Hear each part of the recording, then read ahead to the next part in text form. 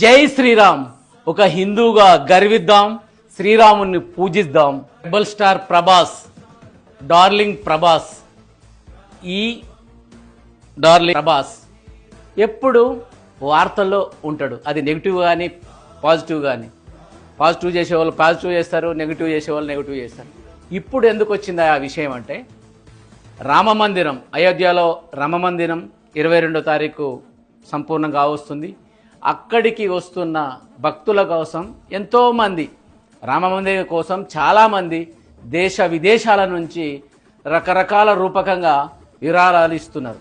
కానీ మన డార్లింగ్ ప్రభాస్ గురించి ఎంత ఇస్తున్నాడు? 20 లక్షలని కొంతమంది, 20 కోట్లని కొంతమంది, 30 కోట్లని కొంతమంది. రకరకాల ప్రచారం అయితే జరుగుతుంది ప్రభాస్ మీద.